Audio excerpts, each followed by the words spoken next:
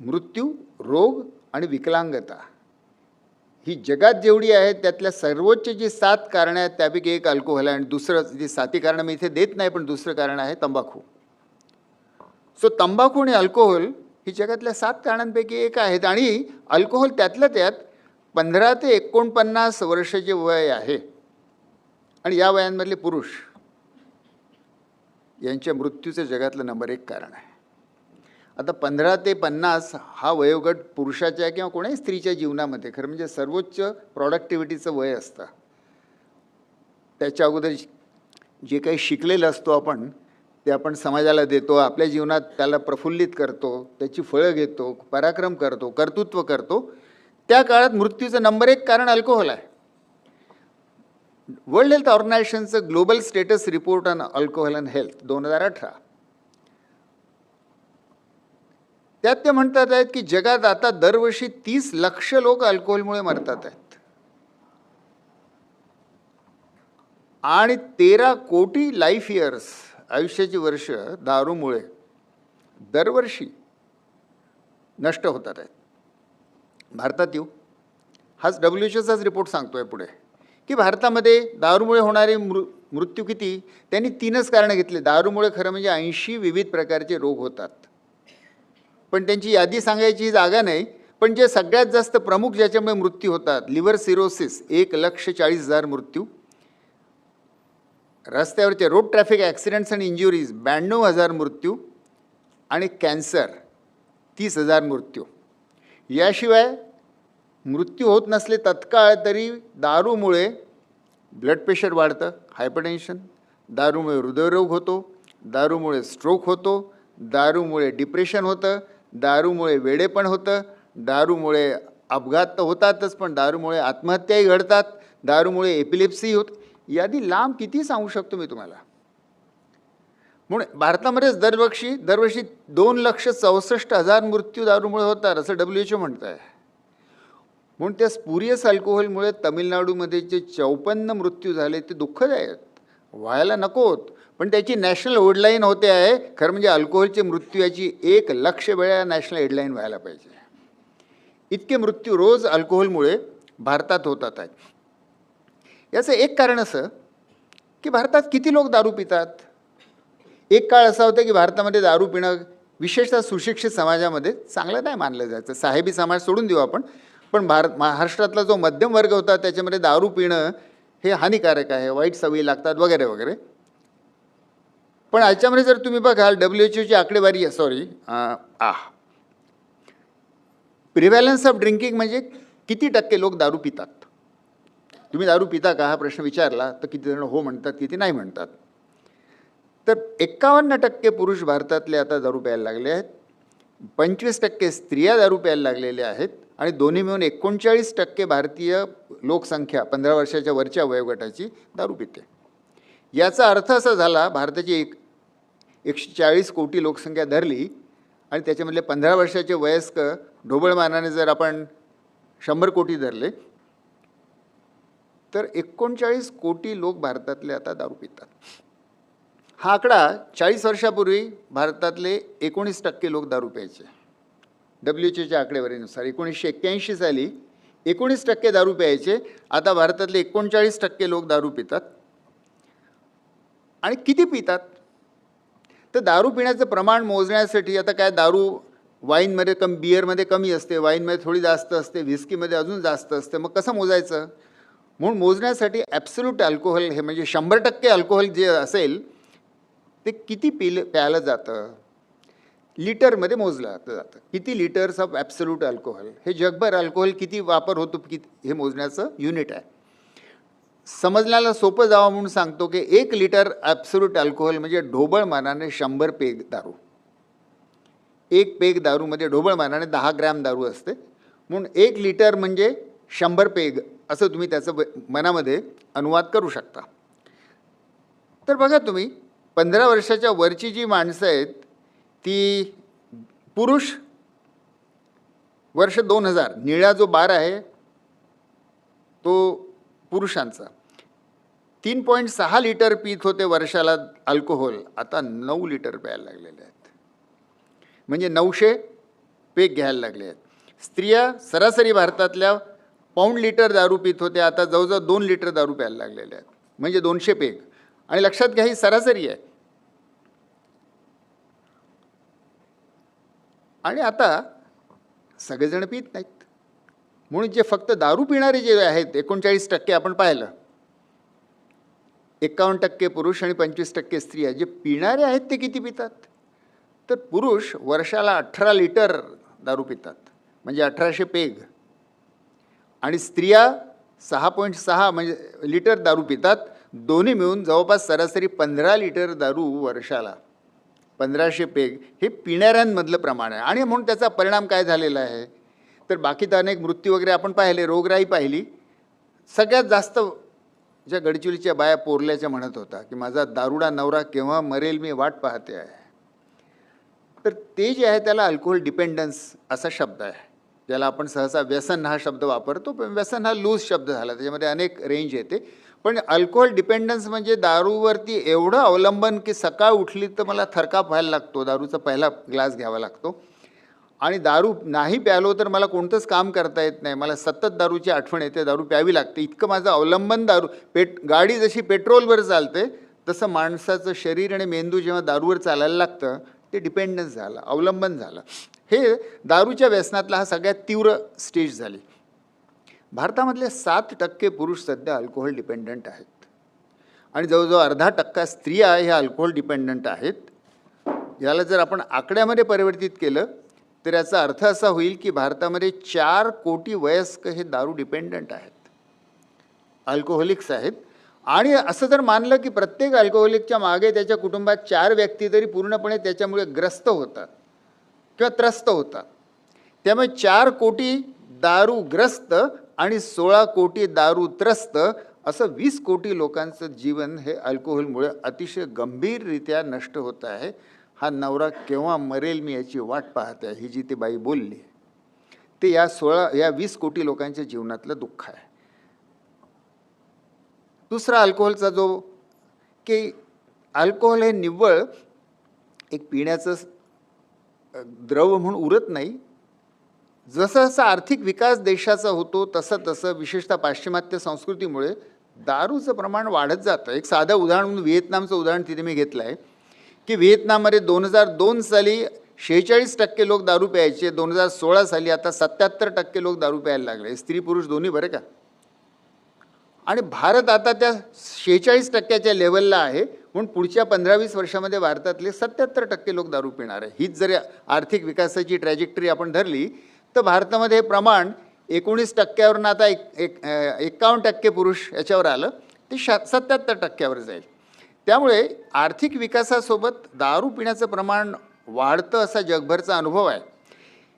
All India institute of medical sciences Delhi, PGI Chandigarh यातल्या अभ्यासकांनी, health इकॉनॉमिस्टने एक अभ्यास प्रकाशित केलेला आहे. जागतिक जर्नलमध्ये तो प्रकाशित झालेला आहे. फार त्याच्या विस्तारात मी आता जात नाही, पण त्यांनी जे एस्टिमेशन केलं आहे ते असं की 2011 ते 2050 या 40 वर्षाच्या काळामध्ये भारतामध्ये अल्कोहोलचा परिणाम काय होईल, तर 26 कोटी लाईफ इयर्स नष्ट होतील. नंबर 1. नंबर 2, अल्कोहोलचा उपचार, मेडिकल उपचारासाठी 3000 अब्ज, लक्षात घ्या तो अब्ज आहे बरं का, कोटी नाही. सहसा आपण कोटींमध्ये बोलतो किंवा मिलियनमध्ये बोलतो, दिस इज बिलियन. 3000 अब्ज रुपये ट्रीटमेंट कॉस्ट होईल भारताला. आणि समाजाला त्याचं जे विविध प्रकारचं ओझं भोगावं लागतं, माणसं काम करू शकत नाही, अपघात करतात, आजारी पडतात, गुन्हे करतात, या सगळ्यांचं समाजावर जे एकूण ओझं आहे अल्कोहोलचं ते 1,21,000 अब्ज रुपये होईल. आणि पण कोणी म्हणेल की पण सरकारला कर मिळतो, बरोबर आहे, सरकारला कर मिळतो, तो जर वजा केला की तो नफा म्हणून जर वजा केला तरी 98,000 अब्ज रुपये हा भारतीय समाजाला 40 वर्षामध्ये अल्कोहोलचा भुर्दंड भरावा लागणार आहे. हा या सगळ्या काळातल्या भारताच्या GDPचा 1.5% राहणार आहे. नोटाबंदी जेव्हा झाली तेव्हा मनमोहन सिंग लोकसभेत असं म्हणाले की यामुळे साधारणपणे 1 ते 2% GDP भारताचा कमी होईल. अल्कोहोल हे दुसरं तशाच प्रकारचा आघात, नोटाबंदीने एका वेळापुरता आघात केला. अल्कोहोल दरवर्षी भारताचं 1.5% GDP कन्झ्युम करतं. याशिवाय मग अल्कोहोलच्या इतर काही किमती आहेत, भुर्दंड आहेत, माणसं काम करू शकत नाहीत, दुसऱ्यांना इजा करतात. मी दारू पितो हा माझा व्यक्तिगत चॉईस जर कोणी म्हणत असेल, पण दुसऱ्यांना इजा करण्याचा तुला अधिकार नाही. आपण सगळ्या त्या कार ॲक्सिडेंटच्या ज्या केसेस पाहिल्या, it's a third party damage. त्यामुळे माझ्या स्वातंत्र्याची सीमा ही असली पाहिजे की दुसऱ्याला इजा व्हायला नको. अल्कोहोलमध्ये थर्ड पार्टी डॅमेज आहे. कुटुंबातले लोकही आहेत, रस्त्यावरचे लोकही आहेत, ज्या जागी काम करतो तिथलेही लोक आहेत. It distorts election. मला मुंबईचं माहीत नाही, पण मी वर्धा जिल्ह्यात पाहिलं आहे, पूर्वी दारूबंदी व्हायच्या अगोदर गडचिरोलीत पाहिलेलं आहे. सर्वत्र जे निवडणुकीसाठी उभे राहतात उमेदवार, ते निवडणुकीच्या 2-4 दिवस भरपूर पुरुषांना दारू फुकट पाजतात की दारू पाजून त्यांचं मत घ्यायचं. दारूच्या नशेमध्ये असलेलं मत हे लोकशाहीला किती घातक राहील. पूर्वीच्या काही हिंदी सिनेमात कोर्टामध्ये आपण बघायचो, असं जो कोणी साक्ष घ्यायचा तो मैं पुरे होशो हवास में शपथ लेता हूँ वगैरे असं काहीतरी असायचं. तर तसं होशो हवास गमवून दिलेलं मत हे लोकशाहीचे विडंबन आहे.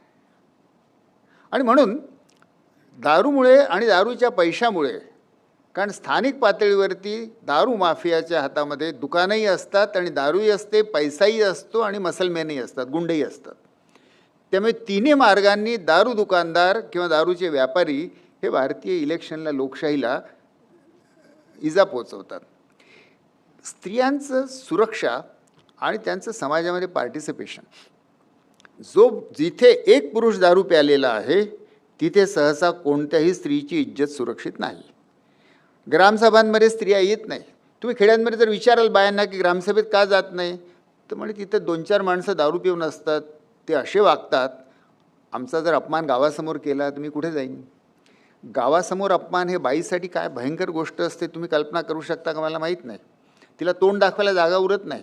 आणि मग तिच्या नवऱ्यावर एक पुरुष म्हणून जबाबदारी येते की जाऊन त्याने आता त्याच्याशी हाणामारी केली पाहिजे. नाही तर हा कसला मर्द आहे की याच्या बायकोची इज्जत घेतली त्या पुरुषाने दारू पिऊन. त्यामुळे बाया म्हणतात म्हणून आम्ही ग्रामसभेलाच जात नाही. आणि हे काय नुसतं खेड्यातल्या बायांसाठी आहे. खूप वर्षापूर्वी, तुमच्या स्मृतीला थोडंसं मी कोरणार आहे आज, पंजाबमध्ये जे खलिस्तानी मूवमेंट होती ती ज्याने दूर केली असं मानलं जातं, ते हिरो त्याचे KPS गिल IPS ऑफिसर होते, पंजाबचे डायरेक्टर जनरल ऑफ पोलीस होते, डेकोरेटेड, नॅशनली डेकोरेटेड ऑफिसर. आणि गव्हर्नरच्या, पंजाबच्या गव्हर्नरच्या घरी पार्टी होती आणि पार्टीमध्ये दारू पिऊन, म्हणजे गव्हर्नरच्या घरी दारू पाजली जाते, एक तर हे सिद्ध झालं. आणि दुसरं असं की गव्हर्नरच्या घरच्या पार्टीमध्ये दारू पिऊन या KPS गिलने रूपम देवल बजाज नावाची अतिशय सिनियर IAS ऑफिसर, तिच्या ढोंगणाला चिमटा घेतला. आता गव्हर्नरच्या घरी IAS ऑफिसर बाई देखील सुरक्षित नाही, तर एक पुरुष दारू पिऊन असला तर. म्हणून जर आपल्याला स्त्रियांचं पार्टिसिपेशन समाजात हवं असेल, स्त्रीने बसमध्ये प्रवास करायचा असेल, निर्भया व्हायचं नसेल, लोकांना सुरक्षितरित्या चालायचं असेल, स्त्रियांना सार्वजनिक जागी जायचं असेल, एकही पुरुष दारू पिऊन असेल तर कोणतीही स्त्री सुरक्षित राहू शकत नाही. म्हणून आता थोडक्यात की तंबाखू आणि अल्कोहोल यांच्याकडे एक थोडंसं सुख देणारे पदार्थ, प्लेजर गुड्स असं म्हणून बघण्याची, कॅज्युअली बघण्याची आपली वृत्ती आहे. पण वस्तुतः हे दोन्ही प्लेजर गुड्स राहिलेले नाहीत.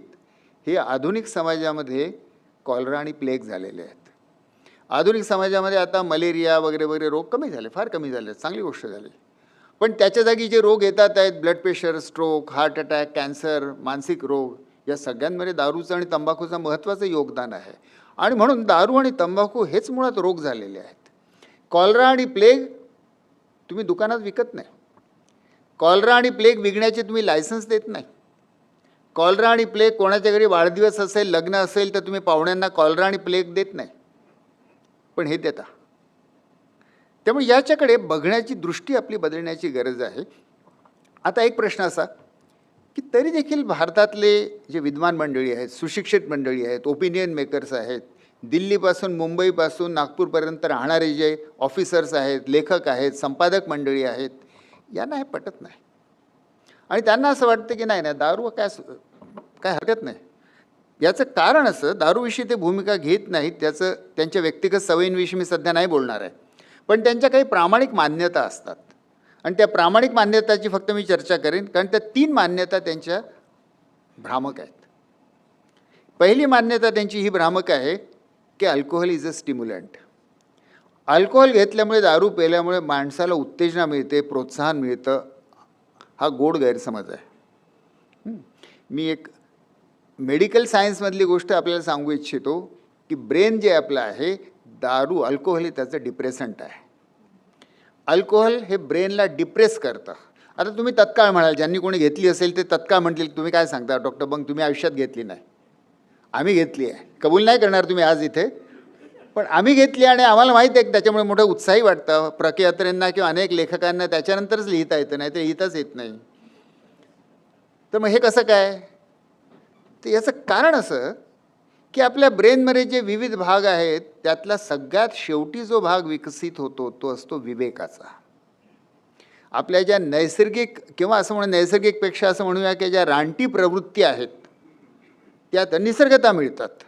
संस्कृती आणि विवेक आपल्याला शिकवतं. आईपासून, शाळेतले शिक्षकपासून, समाजातले नैतिक पुरुषपासून सर्व आपल्याला शिकवतात की आपल्या रानटी प्रवृत्ती कशा नियंत्रणात ठेवायच्या आणि समाजात विवेकाने, संयमाने कसं वागायचं, ही संस्कृती आहे. प्रकृती आहे दुसऱ्यांशी भांडणं, संस्कृती आहे दुसऱ्यांसोबत सौहार्दाने आणि रिस्पेक्टफुली राहणं. पण हा सगळ्यात ब्रेनमध्ये, मेंदूमध्ये सगळ्यात शेवटी आलेला भाग आहे. जो सगळ्यात शेवटी आलेला भाग आहे तो अल्कोहोलमुळे सगळ्यात पहिल्यांदा नॉकआउट होतो. त्यामुळे अल्कोहोल डिप्रेसेस युअर डिस्क्रिशन. तुमच्या विवेकला अल्कोहोल डिप्रेस करतं, तुमच्या संयमाला अल्कोहोल डिप्रेस करतं आणि त्यामुळे तुम्हाला मोकाट सुटल्यासारखं वाटतं. सगळी बंधनं निघून गेली, दुसऱ्याची बायको ही जणू काही माझीच आहे असं वागायला मी मोकळा झालो आणि म्हणून उत्तेजित वाटतं. तर ही जी उत्तेजना आहे, हा विवेकाचा ब्रेक तोडून टाकलं म्हणून अल्कोहोल इज अ डिप्रेसंट. हे मेडिकल फॅक्ट आहे. पण ते डिप्रेस तुमच्या विवेकाला करतं, संयमाला करतं, म्हणून तुम्हाला भ्रम होतो की अल्कोहोलमुळे मला उत्तेजना मिळाली. Alcohol is not a stimulant, it is a depressant. Number 2, दुसरं तर्क असा की आज पूर्ण जगभर लिबरल सोसायटी आणि लिबरलिझमचा एक तर्क असा असतो की प्रत्येक व्यक्तीला आपापली निवड करण्याचं स्वातंत्र्य आहे आणि दुसऱ्या कोणी काही त्याच्यावर बंधनं लावण्याचं कारण नाही. पण आता 2 गोष्टी आहेत. ह्या स्वातंत्र्याची मर्यादा मात्र ही आहे की माझ्या स्वातंत्र्यामुळे दुसऱ्याला अपाय होता कामा नये. ही माझ्या स्वातंत्र्याची मर्यादा आहे. आपण अगोदरच पाहिलं की अल्कोहोलमुळे, माझ्या स्वातंत्र्यामुळे दुसऱ्याला अपाय होतो. आणि दुसरं असं की फ्री चॉईस हेच अल्कोहोलच्या बाबतीत पुन्हा दुसरं मिथ आहे. याचं कारण असं की तुम्ही दारू घेतली नाही, तुमचं डोकं नीट काम करत आहे, तुम्ही फ्री चॉईस करण्याच्या क्षमतेत आहात. तुम्ही दारूचा पहिला ग्लास घेतला, आता तुमच्या मेंदूवरती अल्कोहोलचा परिणाम झाला. आता कोण निर्णय घेत आहे? तुम्ही निर्णय घेत नाही आहात, अल्कोहोल निर्णय घेत आहे. अल्कोहोल तुम्हाला तसे निर्णय घ्यायला भाग पाडत आहे. सो ॲक्च्युली तुम्ही दारू प्यायल्यामुळे स्वतःचं व्यक्तिगत स्वातंत्र्य गमावता. अल्कोहोल घेतल्यानंतर फ्री चॉईस उरतच नाही. ड्रिंक घेतल्यानंतर तुमचं फ्री चॉईस, सगळ्यात पहिल्यांदा तुमचं फ्री चॉईसच जातो, कारण याच्या नंतर आता तुम्हाला चॉईस राहिलाच नाही. That alcohol is going to make you drink more and more and more. त्यामुळे अल्कोहोलमुळे ॲक्च्युली आपलं फ्री चॉईस, आपलं स्वातंत्र्य, निवडीचं स्वातंत्र्य आपण गमावतो, हे राखतच नाही. त्यामुळे free choice of drinking is a myth. Drinking takes away your free choice. म्हणून दारू पिणं म्हणजे खरं म्हणजे स्वातंत्र्य गमावणं आहे. विचार स्वातंत्र्य, विवेक स्वातंत्र्य आणि आचार स्वातंत्र्य तिन्ही दारू तुमच्यापासून हिरावून घेते. त्यामुळे दुसरं मिथ. आणि तिसरं असं मिथ आहे की काय थोडंफार दारू, मॉडरेट ड्रिंकिंग घेतल्यामुळे आरोग्य सुधारतं. 90च्या दशकामध्ये असे 7 वैद्यकीय अभ्यास प्रकाशित झालेत की त्याच्यामध्ये असं दिसलं की मॉडरेट ड्रिंकिंगमुळे रोगांचं, मृत्यूचं, हृदयरोगाचं प्रमाण कमी होतं. आणि आम्ही डॉक्टरांनी त्याचा व्यापक प्रसार केला. काही डॉक्टर तर सांगायला लागे रुग्णाला की अरे थोडंसं 2 घेत जा पेग. त्यानंतर त्याच अभ्यासांचं पुन्हा विश्लेषण अभ्यासकांनी केलं तर काय आढळलं? नंबर 1, त्या 7 अभ्यासापैकी 6 अभ्यास हे अल्कोहोल इंडस्ट्रीने फायनान्स केलेले होते. नंबर 1. नंबर 2 असं आढळलं की वस्तुतः त्याच्यामध्ये हृदयरोगाने होणाऱ्या मृत्यूचं प्रमाण कमी होताना दिसलं, पण एकूण मृत्यू मात्र वाढले. म्हणजे जर हृदयरोगाने मृत्यू अल्कोहोलमुळे कमी जरी झाले त्याच्यावर मी पुढे येतो की तसंही होत नाही. पण हृदयरोगामुळे मृत्यू अल्कोहोलमुळे कमी झाले, पण कॅन्सरमुळे, ॲक्सिडेंटमुळे, सुसाईडमुळे जर वाढले, तर तुम्हाला फक्त मृत्यू लवकर हवा आहे का? आणि मृत्यूचं कारण वेगळं हवं असेल तर घ्या अल्कोहोल. पण अल्कोहोल डझंट सेव्ह यू. अल्कोहोलमुळे मृत्यूचं प्रमाण वाढतं. आणि आता हे स्पष्ट झालेले की अल्कोहोलमुळे ब्लड प्रेशर निर्माण होतं, अल्कोहोलमुळे हृदयरोगही निर्माण होतो. एम्स दिल्लीच्या अभ्यासकांनी उत्कृष्ट अभ्यास केलेला आहे आणि त्यांनी दाखवलेलं आहे की भारतीयांना हे लागू पडत नाही. हे पश्चिमेतले अभ्यास, भारतीयांमध्ये अल्कोहोलमुळे हृदयरोगचं प्रमाण वाढतं.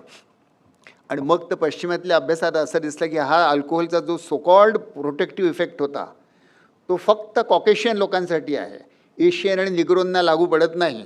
तो फक्त पुरुषांसाठी आहे, तो बायांना लागू पडत नाही. आणि तो देखील फक्त 35 ते 55 वयोगटातल्या गोऱ्या पुरुषांनाच फक्त लागू पडतो.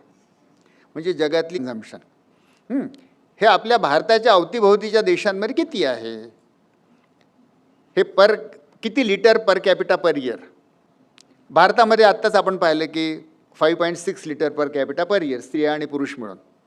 पण म्यानमारमध्ये 4.8, लंकामध्ये 4.3, नेपाळमध्ये 2 लिटर्स, इंडोनेशियामध्ये 0.8, भूटान, पाकिस्तानमध्ये 0.2 लिटर्स आणि बांगलादेशमध्ये 0. ही आकडेवारी अभयभंगांची नाही आहे, ही आकडेवारी WHO आहे. आणि तुम्ही टायटलमध्ये बघाल तर रेकॉर्डेड अँड अनरेकॉर्डेड, म्हणजे कायदेशीर आणि बेकायदेशीर दोन्ही दारू मिळून WHO म्हणत आहे की या देशांमध्ये पर कॅपिटा अल्कोहोल कन्झम्पशन किती आहे. तर आपल्याच अवतीभोवती किमान 4 देश असे आहेत की ज्यांच्यामध्ये 1 लिटरपेक्षा प्रमाण कमी आहे दारू पिण्याचं. आणि WHOचे स्टॅटिस्टिक्स रिपोर्टमध्ये ते यादी देतात, 27 देश जगात असे आहेत की जिथे दारूचं पर कॅपिटा कन्झम्पशन 1 लिटरपेक्षा कमी आहे. एका गडचिरोलीत झालं तर तुम्ही म्हणू शकता की गडचिरोलीत अपवाद आहे. 27 देशांमध्ये दारू पिण्याचं प्रमाण त्यांनी 1 लिटरपेक्षा कमी ठेवलेलं आहे. त्यामुळे हे अशक्य नाही. शासकीय नीती, समाजातली संस्कृती या सगळ्यांचा परिणाम म्हणून दारूचा प्रश्न नियंत्रणात ठेवता येतो असं 27 देशांनी आपल्याला दाखवलेलं आहे. आणि त्यासाठी दारूची उपलब्धी आणि विक्री याच्यावर नियंत्रण आणायला पाहिजे. बंदी असं काही आवश्यक नाही, पण त्यात उत्तरोत्तर नियंत्रण आणायला पाहिजे. मग आता प्रश्न असा की खरंच दारूबंदी करता येते का, याचा परिणाम तरी होतो का? आपण त्या डिबेटपासून सुरू केलं होतं. हा अभ्यास जो आहे हा भारतातल्या 5 राज्यांच्या दारूबंदीचा अभ्यास अमेरिकेतल्या तज्ज्ञांनी केलेला आहे. हार्वर्ड विद्यापीठ, पेनिसिल्व्हानिया विद्यापीठ आणि वर्ल्ड बँक यांच्या 3 अभ्यासकांनी मिळून केलेला अभ्यास आहे. त्यांनी काय केलं की काही राज्यांमध्ये दारूबंदी नव्हती, आता तिथे सुरू केली तर त्यांना संधी मिळाली, किंवा जिथे होती दारूबंदी उचलली काढली तर तिथे संधी मिळाली की दारूबंदीचा नेट इफेक्ट काय होतो. त्यांचा निष्कर्ष असा की दारूबंदीमुळे दुसरं तुम्ही काही नाही केलं, निव्वळ दारूबंदी केली तरी समाजातलं दारूचं प्रमाण 40% कमी होतं. 100% कमी होतं नाही, ते आपलं मिथ आहे की दारूबंदी केली की 100% कमी व्हावं. असं जगातल्या कोणत्याच एका उपायाने सामाजिक प्रश्न पूर्णपणे जात नसतो. कोणत्या उपायाने गरिबी 100% जाते?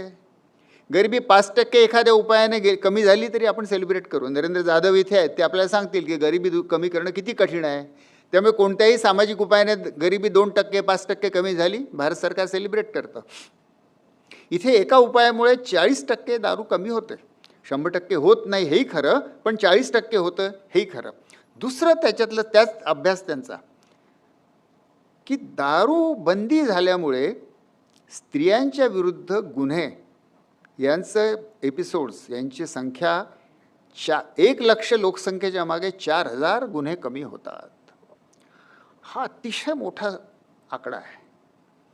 1 लक्ष लोकसंख्येमध्ये. बरं, ही आकडेवारी जी आहे ही सगळी भारत सरकारची आकडेवारी आहे. भारत सरकारचा NFHS नावाचा एक सर्वे होतो दर 5-6 वर्षांनी, आणि नॅशनल क्राईम ब्युरोमध्ये स्त्रियांच्या विरुद्ध होणाऱ्या गुन्ह्यांची आकडेवारी. त्यामुळे हे छोटे मोठे गुन्हे नसावेत, जे पोलिसांकडे रेकॉर्ड झालेले असे गुन्हे आहेत. 1 लक्ष लोकसंख्येच्या मागे 4000 गुन्हे स्त्रियांच्यावर कमी होतात. जणू काही हे सगळं आजचं विज्ञान जे मी आपल्याला सांगतो आहे, गडचिरोलीच्या बायांना इंट्युटिव्हली माहीत होतं. आजपासून 37 वर्षापूर्वी माहीत होतं. त्यांच्याकडे आकडे नसतील, पण त्यांच्या पाठीवरचे वळ होते. त्यांच्या स्वयंपाकघरामध्ये जे नवऱ्याचं उत्पन्न येत नव्हतं आणि सगळं उत्पन्न बाहेर निघून जात होतं, त्याचा अनुभव होता. आणि त्या अनुभवाच्या आधारावर त्या बाया आम्हाला म्हणत होत्या की आमचं पहिलं शत्रू दारू आहे, ते दारू बंद करा. त्यामुळे गडचिरोलीची दारूबंदीचं काय झालं, त्याचा इतिहास असा की 3 फेजेसमधलं गडचिरोलीची दारूबंदी नाही म्हटलं पाहिजे, दारूचा विरुद्ध जो आमची लढाई सुरू आहे 3 फेजेसमधनं गेली. पहिली फेज ती दारूबंदीसाठी, ती सांगितली मी. 93मध्ये दारूबंदी झाली. 93 ते 2013 आम्ही मुख्यतः व्यसनमुक्ती म्हणजे व्यसन उपचार करत होतो. आणि त्याच्यानंतर तिसरी फेज आता मुक्तिपथ नावाचं एक आम्ही सुरू केलेलं अभियान, त्याच्यावर मी येणार आहे. महाराष्ट्र 1993मध्ये महाराष्ट्र सरकारने दारूबंदी केली. त्याच्यामुळे दारू विक्री करण्याचे सरकारी लायसन्स असलेली सगळी दुकानं बंद झाली. पण आदिवासींना मात्र कायद्यानेच घरी मोहापासून दारू बनवून पिण्याची मुभा आहे. कारण भारत म्हणजे प्रोहिबिशन ॲक्ट जो आहे, बॉम्बे प्रोहिबिशन ॲक्ट, तो आदिवासींना ती मुभा देतो. आणि गडचिरोलीमध्ये 40% लोकसंख्या आदिवासी आहे आणि गडचिरोलीमध्ये मोहाची फुलं घरोघरी उपलब्ध आहेत. त्यामुळे कायद्यानेच संमती दिलेली आहे की तुम्ही दारू बनवून पिऊ शकता. त्यामुळे दारूचा प्रश्न काय पूर्णपणे सुटला नाही, कदाचित 40% सुटला असेल आपण जर जो अभ्यास पाहिला त्यानुसार. म्हणून प्रश्न राहिला की दारूबंदी झाली तरी बेकायदेशीर दारू काही प्रमाणात वाढली आणि ही जी पारंपरिक आदिवासींमधली दारू आहे कशी कमी करायची. त्यावेळी आम्ही 2015 आणि 16मध्ये 2 अभ्यास केलेत. डिस्ट्रिक्ट सॅम्पल सर्वे, पूर्ण जिल्ह्याचं अतिशय काटेकोरपणे सॅम्पलिंग, नॅशनल सॅम्पल सर्वे जसे होतात त्या पद्धतीने सॅम्पलिंग करून जिल्ह्याचे सर्वे केले. त्यातला पहिला सर्वेचं निष्कर्ष असा आहे की 41% पुरुष दारू पितात. हे दारूबंदीच्या नंतर आहे. म्हणजे दारूबंदी व्हायच्या अगोदर 68% पुरुष दारू पित असणार, त्यातले 40% कमी झालं असतं धरलं तर 2015मध्ये 41% पुरुष दारू अजूनही पित होते. आणि दुसरं, त्याच्यामुळे 1,58,000 पुरुष अजूनही दारू पित होते, 12 लक्ष लोकसंख्या. आणि तिसरं असं की दारू विकत घेण्यावरती लोकांनी खिशातनं केलेला खर्च होता 82 कोटी रुपये. इतक्या रुपयाची दारू विकत घेत होते. त्याचवेळी तंबाखूचाही आम्ही दुसऱ्या वर्षी अभ्यास केला. टोबॅकोचा 44% लोक, आणि आता नुसते पुरुष नाही, 41% ते पुरुष होते पिणारे. तंबाखूमध्ये स्त्रिया, पुरुष आणि मुलं सगळे धरून 43.6% तंबाखू खातात. खाणारे एकूण 4,67,000 आहेत आणि त्याच्यावर खर्च ते करतात 298 कोटी रुपये. 298 कोटीची तंबाखू आणि 82 कोटीची दारू, म्हणजे 380 कोटी रुपये. गडचिरोली ह्या महाराष्ट्रातल्या सर्वात गरीब जिल्ह्यांपैकी एक आहे. तिथे 380 कोटी रुपये वर्षाला दारू तंबाखूवर खर्च होत होता, दारूबंदी असून देखील आणि महाराष्ट्रात तंबाखूबंदी असून देखील. त्यामुळे बंदी असून देखील 380 कोटी रुपये खर्च करतात. आणि तुलनेसाठी म्हणून सांगून देतो की त्या वर्षीचं DPDCचं जिल्हा प्लॅनिंग आणि विकासाचं बजेट होतं 156 कोटी रुपये. शासकीय विकास 156 कोटीचा, दारू तंबाखूवर खिशातनं केलेला खर्च 380 कोटीचा. हे दारू तंबाखूचं आर्थिक गणित आहे. आणि म्हणून या सगळ्या कामाच्या अनुभवातनं निष्कर्षावर आम्ही असं आलो की एक कोणताच उपाय पुरेसा होत नाही. इथे अनेक उपायांची एकत्र सांगड करून एक नीती बनवण्याची गरज आहे. आणि म्हणून मुक्तिपथ नावाचं एक अभियान दारू आणि तंबाखू कमी करून गडचिरोली जिल्ह्याचा विकास करण्यासाठी, हेतू गोल त्याचे 2, दारू तंबाखू खाण्यापिण्याचं प्रमाण कमी करणं आणि याच्यावर होणारा जो खर्च आहे तो कमी करणं. ह्या मुक्तिपथची कल्पना त्यावेळी मुख्यमंत्री देवेंद्र फडणवीस होते, त्यांच्यासमोर मी मांडली. सुदैवाने त्यांना पटली. त्यांनी आता सर्वेचे पूर्ण निष्कर्षही पाहिले, त्यांना पटली.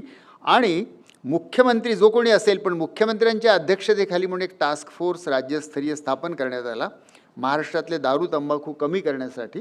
आणि सुरुवात गडचिरोली जिल्ह्यापासून करायचं ठरलं, कारण तिथे पूर्वीचं आमचं कामही होतं आणि सर्च आमची संस्था होती.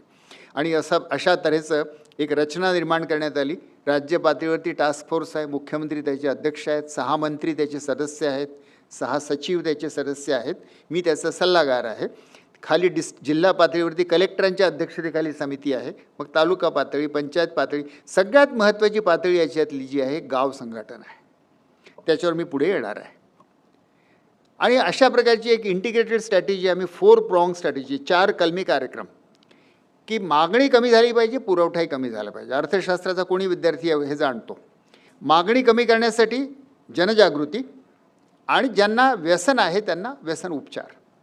पुरवठा कमी करण्यासाठी कम्युनिटी ॲक्शन, गावाने मिळून सामूहिक कृती करावी आणि दुसरं म्हणजे दारू तंबाखू दोन्ही महाराष्ट्र सरकारने बॅन केलेली आहे. दारू गडचिरोलीमध्ये आणि सेंटेड तंबाखू तर पूर्ण, गुटखा खर्रा पूर्ण महाराष्ट्रात बॅन आहे. याची प्रभावी अंमलबजावणी करायला शासकीय यंत्रणेला प्रोत्साहित करणं. कार्यकर्त्यांची एक अशी चमू जिल्हाव्यापी निर्माण करण्यात आली.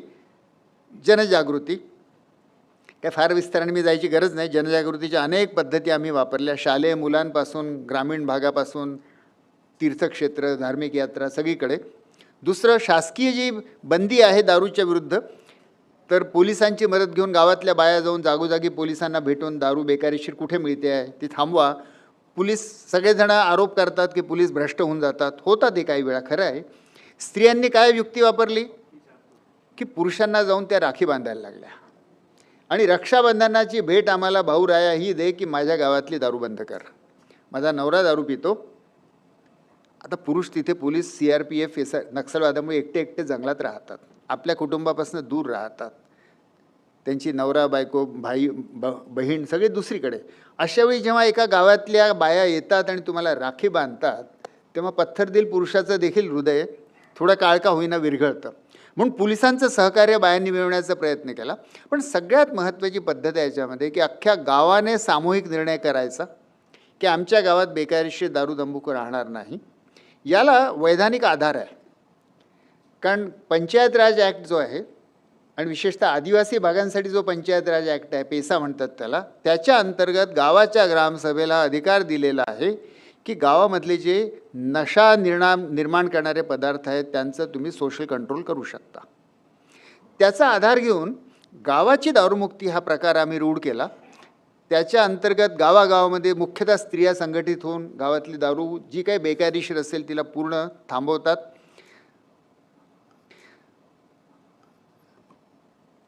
वेगवेगळ्या त्याच्या बातम्या. काही गावात दारू आणि तंबाखू दोन्ही मुक्त होऊन गेलेत. आणि चौथा उपाय म्हणजे तरी देखील आमच्या एस्टिमेशननुसार 30,000 पुरुष दारूचे व्यसनी आहेत. त्यांना नुसतं कायद्याच्या बडग्याने होत नाही, म्हणून त्यांना व्यसनासाठी उपचार आणि गावागावामध्ये व्यसनाची उपचार शिबिरं करण्यात आली. त्यामुळे 11,000 व्यसनींचा उपचार करण्यात आला. दारूच्या किंवा कोणत्याही व्यसनाचा उपचार हा फार प्रभावी नसतो. मी 30 वर्षाच्या अनुभवानंतर एक शिकलो आहे की व्यसनमुक्ती हा शब्द भ्रामक आहे. व्यसन लागल्यानंतर त्यापासून मुक्ती नसते. म्हणून जगातलं सगळ्यात मोठं व्यसनींचं जे संघटन आहे अल्कोहोलिक अनॉनिमस, त्यांचं तर पहिलंच वाक्य आहे, वन्स अन अल्कोहोलिक ऑलवेज अन अल्कोहोलिक. ते सुरुवातच करतात की मी एक दारुडे आहे.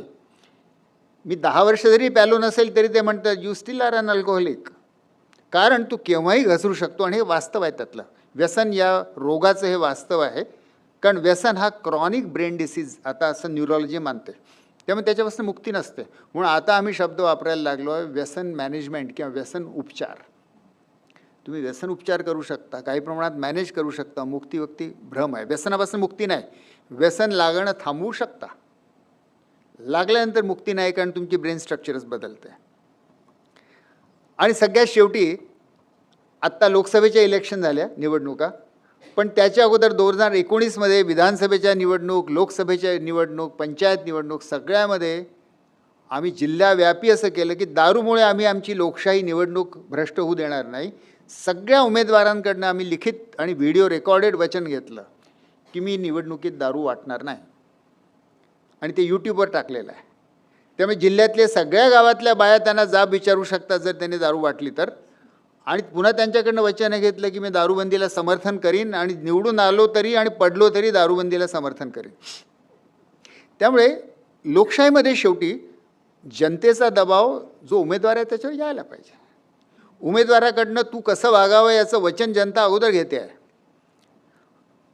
आणि योगायोगाने किंवा बायांची मतं कोणाला गमवायची आहेत, म्हणून प्रत्येक उमेदवाराने, सर्व उमेदवारांनी या 4ही निवडणुकांमध्ये सर्व उमेदवारांनी आम्हाला लिखित आणि व्हिडिओ रेकॉर्डेड शपथपत्र दिलेलं आहे. आता फक्त शेवटी याचा परिणाम काय झाला मुक्तिपथचा. सर्चमध्ये आम्हाला एक सवय आहे की आम्ही प्रत्येक गोष्टीचं काटेकोर मोजमाप करतो. तर दरवर्षी डिस्ट्रिक्ट सॅम्पल सर्वे आम्ही करतो. आत्तापर्यंत 7 डिस्ट्रिक्ट सॅम्पल सर्वे वार्षिक करण्यात आले. जसे प्रथमचे अतिशय सुंदर असर सर्वे होतो तशा प्रकारचे हे गडचिरोली जिल्ह्यामधले दारू तंबाखूचं प्रमाण किती आणि परिणाम किती. तर एक पहिली गोष्ट, आता स्थिती अशी झाली आहे की 1500 गावं जी गडचिरोली जिल्ह्यात आहे त्यातल्या 1300 गावामध्ये मुक्तिपथ संघटना आहेत गावामध्ये. जिल्ह्यातल्या 698 गावांमध्ये दारू पूर्णपणे बंद आहे. जवळजवळ निम्म्या गावांमध्ये दारूबंदी होतीच, पण बेकारीशी दारू देखील गावकऱ्यांनी बंद केलेली आहे. 355 गावांमध्ये गाव संघटन बनलं आहे, ते अजून प्रयत्न करतात आहे, पण गावातली बेकारीशी दारू पूर्णपणे बंद झाली नाही. 360 गावं अशी आहेत की जिथे गावात दारू विक्री बंद आहे, पण आदिवासी घरी मात्र दारू पिण्याची त्यांना मुभा आहे. 36 गावं मात्र दारू विक्रीचाच धंदा करतात. जिल्ह्यातली जवळजवळ निम्मी गावं ही सामूहिक निर्णयाने आणि सामूहिक प्रयत्नाने दारूमुक्त झाले आहेत. आणि हे जे डिस्ट्रिक्ट सॅम्पल सर्वे झाले त्याचा परिणाम बघा की दारू पिण्याचं प्रमाण पुरुषांमध्ये 41%, मी तुम्हाला सांगितलं होतं बेसलाईन 2015मध्ये 41%वरून आता 27%वर आलेलं आहे. अजूनही 0% झालेलं नाही आहे, पण भारतामध्ये 51% आहे. आणि गडचिरोलीसारखा आदिवासी जिल्हा जिथे एकेकाळी 68% पुरुष दारू पित होते, ते प्रमाण आता 27%वर आलं आहे. याचा अर्थ, आणि तुलनेसाठी इथे आपण दाखवतो की भारतामध्ये 51% पितात आणि गडचिरोलीमध्ये दारूबंदीच्या पूर्वी 68% पित होते. म्हणून 68%वरनं 27% असं हे दारूचं प्रमाण कमी झालं आहे. म्हणजे जवळजवळ 60% दारू कमी झाली आहे. दारूवर होणारा खर्च वर्षाला 82 कोटी होता, तो आता 40 कोटीवर आलेला आहे. 42 कोटीचं सेव्हिंग आहे. आणि या काळामध्ये जर महाराष्ट्रामध्ये दर वर्षाला 8% या प्रमाणामध्ये दारूवरचा खर्च वाढतो आहे. म्हणून या 7%मध्ये ते प्रमाण नैसर्गिकरित्या सुरूच राहिलं असतं, मुक्तिपथ जर नसतं तर. ते जर तुम्ही हिशोबात घेतलं तर खरं म्हणजे 90 कोटी रुपयांचं सेव्हिंग झालेलं आहे. तंबाखूचं खाण्याचं प्रमाण 43%वरनं 29%वर आलेलं आहे. याचा अर्थ असा होतो की 1,54,000 स्त्री पुरुषांनी तंबाखू खाणं सोडलं आहे. व्यसन उपचारामध्ये एका रोग्याचा आम्ही उपचार करतो. आम्ही केला आहे 11,000 व्यसनींचा उपचार केला आहे. म्हणून जो व्यसनी झालेला आहे त्याला उपचाराची गरज आहे, ती तर दिली पाहिजे. कोणाला ताप आला तर तापाचं औषध देतोच आपण, पण ताप होऊ नये म्हणून आपण लस टोचतो. तसंच दारू किंवा तंबाखू समाजामध्ये पसरू नये आणि लोकांना व्यसन होऊ नये अशा प्रकारची नीती आणि उपाय करणं जास्त महत्त्वाचं उपचार करण्यापेक्षा. उपचार तुम्ही एका माणसाचा केला असता तरी 1,54,000 लोकांची तंबाखू सोडवणं आम्हाला अशक्य होतं. अशा प्रकारचा व्यापक 4 कलमी कार्यक्रम आणि अभियान केल्यामुळे दारू आणि तंबाखू दोघांचं प्रमाण कमी झालं. त्यामुळे मुक्तिपथचे अनेक फायदे आहेत. खर्च किती? प्रोग्राम एक्सपेंडिचर 2 कोटी हे आले आहेत महाराष्ट्र सरकारकडनं, आणखी सुरुवातीला टाटा ट्रस्टकडनं, आणि आता रोहिणी निलेकणी फिलॉन्थ्रॉफी ते याला मदत करत आहे. वार्षिक खर्च 2 कोटी, पण प्रोग्रामचे बेनिफिट किती? तर अल्कोहोल आणि टोबॅकोवर होणारा खिशातनं होणारा खर्चच मुळे 83 कोटीने कमी झालेला आहे. त्याच्याशिवाय आरोग्य सुधारतं, स्त्रियांची सेफ्टी सुधारते, स्त्रियांची शक्ती प्रबळ होते, पुरुषांची प्रॉडक्टिव्हिटी वाढते, गाव संघटित होतं आणि लोकशाही सुधारते. असे अनेक त्याचे फायदे आहेत. आणि सगळ्यात मोठा फायदा म्हणजे महाराष्ट्राला विचार करण्यासाठी आता एक जिल्हाव्यापी मॉडेल उपलब्ध झालेलं आहे की दारू आणि तंबाखू या 2 प्रश्नांवरती निव्वळ नैतिक कीर्तन करून उपयोगी नाही, तर वैज्ञानिक पद्धतीने आणि सामाजिक परिवर्तनाच्या पद्धतीने दारू आणि तंबाखू दोन्ही सबस्टॅन्शियली कमी करता येतात. शून्य करता येत नाही, पण सबस्टॅन्शियली कमी करता येतात. आणि 2 कोटी वार्षिक खर्चाच्या तुलनेत 83 कोटी लोकांच्या खिशात पैसा नेट वाचला. याचा आढावा जेव्हा मुख्यमंत्र्यांनी घेतला 2019मध्ये, तेव्हा त्यांनी हा कार्यक्रम अजून कंटिन्यू करा आणि तो चंद्रपूर आणि वर्धा जिल्ह्यात ते लागू करा असा निर्णय घेतला आणि मग सरकार बदललं. मला आज आशा होती की आज शरद पवार इथे असतील तर मी त्यांना सांगू शकलो असतं की त्यांच्या सरकारने काय घोळ घातला. कारण मुक्तिपथचं हे मॉडेल चंद्रपूरला लागू करायच्याऐवजी विजय वडेट्टीवारांनी प्रयत्न करून चंद्रपूरची दारूबंदी उठवली. खरं म्हणजे वस्तुतः चंद्रपूर आणि गडचिरोली शेजारी. मनमोहन देसाईच्या सिनेमामध्ये बघा 2 जुळे भाऊ असायचे, मग एक गुन्हेगार एक पोलीस व्हायचा, तसं चंद्रपूर आणि गडचिरोली जुळे भाऊ होते. विभाजन झालं, एकाने मुक्तिपथचा मार्ग स्वीकारला आणि चंद्रपूरने असलेली दारूबंदी उठवली. आज चंद्रपूरमध्ये रफ एस्टिमेट सांगतो, कारण तिथे आत्ता सर्वे नाही केलेले आम्ही, वर्षाला 1000 कोटी रुपयाची दारू खपायला लागली आहे. गडचिरोली जिल्ह्यामध्ये 40 कोटीची दारू आहे. चंद्रपूरची लोकसंख्या गडचिरोलीच्या दुप्पट आहे. म्हणून चंद्रपूरची जर गडचिरोली एवढी लोकसंख्या असती, 2 जुळे भाऊ, फक्त मध्ये एक नदी वाहते, बाकी ट्विन ब्रदर्स, एकीकडे समान 12 लक्ष लोकसंख्येसाठी चंद्रपूरमध्ये 500 कोटी दारूवर खर्च होतो आणि गडचिरोलीमध्ये 40 कोटी खर्च होत आहे. त्यामुळे एक अतिशय सुंदर जणू काही तुलनात्मक अभ्यासच राजकीय योगायोगाने घडलेला आहे चंद्रपूर गडचिरोलीच्या रूपात, एक नॅचरल एक्सपेरिमेंट, की काय करता येऊ शकतं आणि दारूबंदी उठवल्यानंतर काय होतं याचं उदाहरण चंद्रपूर आहे. त्यामुळे आता जागतिक विज्ञान म्हणत आहे, काय ते मी अगोदर सांगितलं, पुन्हा पुनरावृत्ती करत नाही. जागतिक आणि राष्ट्रीय ही खरं म्हणजे एक आवश्यकता झालेली आहे की दारू हा प्रश्न म्हणा, दारूबंदी हा प्रश्न सोडा, अल्कोहोल हा प्रश्न घेऊन त्याच्यावर शासकीय नीती आणि सामाजिक कृती 2 गोष्टी करण्याची गरज आहे. UN बॉडीज म्हणायला लागलेल्या आहेत, SDG जे आहेत सस्टेनेबल डेव्हलपमेंट गोल, त्याच्यामध्ये अल्कोहोलचं प्रमाण आणि त्याचे दुष्परिणाम कमी करणं हे गोल त्यांनी स्वीकारलेलं आहे. त्यामुळे विज्ञान आणि जागतिक नीती या दिशेने जातात आहेत. कारण हे जे मलेरिया TBच्या नंतर आलेले नवे रोग आहेत, कॅन्सर, मानसिक रोग, स्ट्रोक आणि हृदयरोग, यांच्यामध्ये दारू तंबाखूचं मोठं भूमिका असल्यामुळे त्यांना कमी करायचं असेल तर दारू तंबाखू कमी करावी लागेल. ती करता येते, आपण हे गडचिरोलीत पाहिलं, त्याचे अनेक उपयोग आहेत हेही पाहिलं. म्हणून थोडक्यात की दारू, मी आता टोबॅको थोडं बाजूला ठेवतो आहे कारण आजचा विषय माझा फक्त अल्कोहोल होता, की अल्कोहोल हा आरोग्यासाठी, सगळ्या लोकांच्या आरोग्यासाठी एक मोठा धोका झालेला आहे, राष्ट्रीय पातळीवरती, जागतिक पातळीवरती. त्याला अनेक भयानक असे निगेटिव्ह इकॉनॉमिक कॉन्सिक्वेन्सेस आहेत.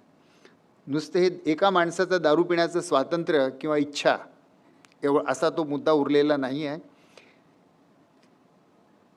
विज्ञान आणि ग्लोबल पॉलिसी दोन्ही आता नवी भूमिका घेतात आहेत. ते म्हणतात आहेत की zero consumption is the only safe limit, आणि म्हणून UN बॉडीज आणि WHO उत्तरोत्तर दारू कमी करत न्या असं म्हणतं आहे, आणि मुक्तिपथच्या रूपामध्ये ते करता येतं याचा पुरावा उपलब्ध आहे. याचा अर्थ महाराष्ट्राने दारूबंदी करावी असं मी म्हणतो आहे का? पहिला प्रश्न मला हा विचारण्यात येईल. तर मी तसं म्हणत नाही आहे. आणि महाराष्ट्रामध्ये आजच्या स्थितीमध्ये तत्काळ पूर्ण महाराष्ट्रात दारूबंदी करता येईल हे व्यवहारच होणार नाही. पण महाराष्ट्राला किमान एक अल्कोहोल नीती, दारू नीती तरी बनवायची गरज आहे. कारण जेव्हा राजकीय नेत्यांच्या आणि शासकीय ब्युरोक्रॅटच्या हातामध्ये त्यांच्यावर निधी उभारण्याची जबाबदारी येऊन पडते, बाकी तर सगळा पैसा GSTच्या अंतर्गत आता केंद्र सरकारच्या ताब्यात आहे. राज्य सरकारच्या हातात निधी उभारायची उत्पन्नाची साधनंच फार मर्यादित झाली आहेत. त्यामुळे पेट्रोलवरचा कर आणि दारूवरचा कर हीच त्यांची मुख्य साधनं आता राहिलेली आहेत. त्यामुळे अशा स्थितीमध्ये दरवर्षी आर्थिक निधीची गरज आणि त्या चणचणीपायी अल्कोहोलचं प्रमाण वाढवा या दिशेने जी गाडी जाते आहे, ही गाडीची गती वाढते आहे. आणि खरं म्हणजे शेवटी एक मोठा कडा आहे. जितक्या गतीने ती गाडी त्या दिशेने जाईल तर कड्याच्या आपण अधिक लवकर पडण्याच्या दिशेने जातो. याला कुठेतरी ब्रेक लावायची गरज आहे. ती ब्रेक ॲन्युअल बजेटमध्ये नाही राहू शकत, कारण ॲन्युअल बजेटमध्ये कोणत्याही अर्थमंत्र्यावर दबाव असतो की आता पुढच्या वेळी डेफिसिट कसं कमी करू. तर तो म्हणतो दारूवरचा कर वाढवा, किंवा तो एक्साईज विभागाला म्हणतो दारूचा खप वाढवा, दुकानं वाढवा, लायसन्सेस जास्त द्या. तर त्या तऱ्हेने विचार करून चालणार नाही. तुला महाराष्ट्राला कोणत्या दिशेने जायचं आहे, आपल्या पुरुषांचं काय होत आहे, स्त्रियांचं काय होत आहे, हे सगळं बघून एक अल्कोहोल नीती ठरवायची गरज आहे. कदाचित ती नीती अशी राहील की महाराष्ट्रामध्ये आम्ही उत्तरोत्तर दारू कमी करू, एकदम दारूबंद नाही होऊ शकत, पण कदाचित उत्तरोत्तर कमी करू. आणि त्यासाठी वेगवेगळ्या पद्धती आपण मुक्तिपथमध्ये पाहिल्या. दारू उत्तरोत्तर कमी करून शक्य आहे 10 वर्षामध्ये आम्ही ती 50% कमी करू. 0% येणार नाही, पण 10 वर्षात 50% कमी करू. आणि ती कमी करण्याच्या पद्धती काय राहतील.